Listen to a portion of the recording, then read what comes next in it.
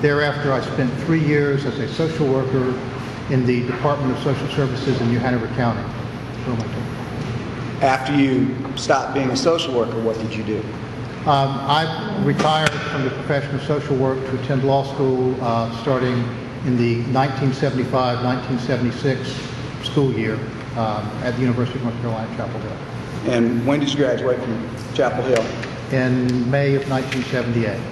And did you sit for the bar that summer? I did. And did you become licensed in that summer? Yes, sir, in August of 1978. Okay. What did you do as far as employment after you graduated from law school in '78? When I was in law school, I decided that I really wanted to be a trial attorney. That was my goal. And I felt that the best opportunity to get that experience would be to start off with the district attorney's office. And so I set about to find a job with the district attorney's office, preferably somewhere close to where I lived at the time, which was in Carborough, suburb of Chapel Hill, and was unable to find any district attorney's office with a job opening at that time. So I had interviewed with several, and the most hopeful seemed to be in Durham. And so I went back to the then sitting district attorney, Dan K. Edwards Jr., and I told him that I was so interested in working in a district attorney's office that I would be willing to work for free if he would give me an opportunity to be in the courtroom. And he said that he would do that. And so sometime in October of 1978, I started working on a per diem, well actually just on a volunteer capacity initially, in the district attorney's office in Durham. I was an assistant district attorney in district court. And after about 2 weeks of that, he said that he was going to find me some per diem money. And starting, I think, on November the 8th of 1978, I became a full-time per diem assistant district attorney, continued in that capacity until April of 1979 when I was hired for the first opening of the month. If you could, did you progress in different stages in the DA's office while you were there, as far as district court, superior court? Yes, sir. I started off in district court in the end of October of 1978. In June of 1979, I moved to Superior Court and was in Superior Court from that point forward. About 2 months after I became a full-time assistant DA, I was in Superior Court. At some point in your career, did you cease trying cases in Superior Court? Yes, sir. In 1999, at which time I was, I guess people would have considered, I was the chief assistant district attorney, and I was considered one of the, well, probably the primary big case trial attorney in Durham. I was diagnosed in that year with prostate cancer. And before that, in your Superior Court practice from, say, 1990 up to 1999, what were the type cases in Superior Court that you tried? During that period of time, I tried almost exclusively crimes of violence.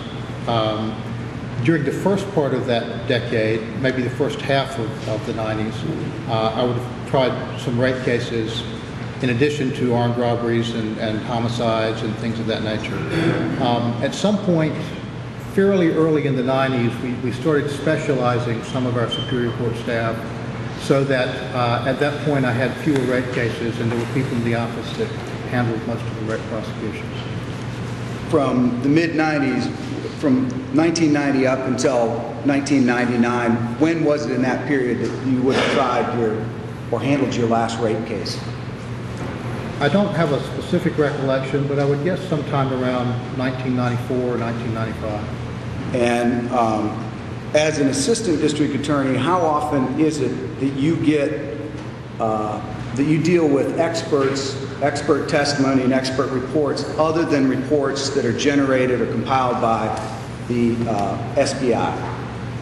I don't know specifically about today, but I can tell you that when I was involved in the regular prosecution of cases involving expert testimony, that prior to this case I only had one case that involved laboratory work from someplace other than the SBI. That was a DNA case where we had a cell mark laboratory that did some work. I guess that was most likely in the early 90s. So from 1990 up until this case, you would have had one? Just one incident of dealing with a laboratory other than the SBI laboratory.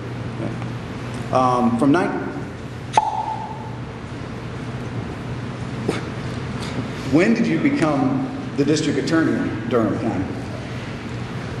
In April of 2005. And how is it that you became the district attorney? Were you elected? Not at that time. Well, the sitting district attorney was Jim Harden Jr. He had been the district attorney in Durham since, I believe, about 1993. And he came to me in April of 2005 and indicated that he had an opportunity to become a Superior Court judge, and wondered if I would be interested in applying for or being considered for the position of district attorney for the remainder of his term. From the period of time of 1999, when you were diagnosed with cancer, up until you became the district attorney, what were your duties and responsibilities in the DA's office in Durham? Well, when I returned from the first phase of my cancer treatment, I was pretty much restricted to desk duty. And as a result of that, was looking for something I could do to help the office that did not require being in a courtroom. We had just had an incident in Durham involving a drunk driving case that had resulted in the suspension of the license of a private practice attorney, and it also resulted, I think, in a censure of actually a private practice attorney and a member of the district attorney's office, and there was also a censure of another assistant DA. And so there was a perception that things were not the way that they should be in traffic court. So I was sent to traffic court because that was a desk job where Mr. Harden felt that he needed someone with some authority to man that position until some sense of order could be restored. And from the time you became the district attorney in Durham County until March of 2006, how many Superior Court trial matters did you personally handle? I did not handle any during the period of time between when I became, actually, from the time that I received treatment for cancer, I did not handle any Superior Court matters. From the time that you became a district attorney in Durham County until you ceased doing Superior Court cases, did you try many jury trials? You mean prior to 1999? Yeah, from the time you went there up to 99. Yes, sir. About it was probably a little over 300. Moving forward to March of 2006, when did you first become aware of the events that have come to be known as the Duke Lacrosse case?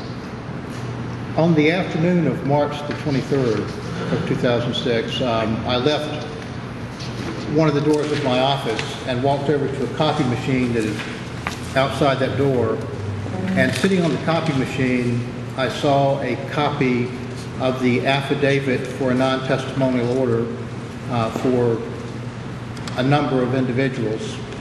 I had never seen anything that looked like that before, so I picked it up and read it and determined that it was an affidavit for a non-testimonial order for all the members of all the Caucasian members of the Duke Lacrosse team involving an alleged sexual assault that had occurred sometime on the evening of March 13th or the early morning hours of March 14th of 2006.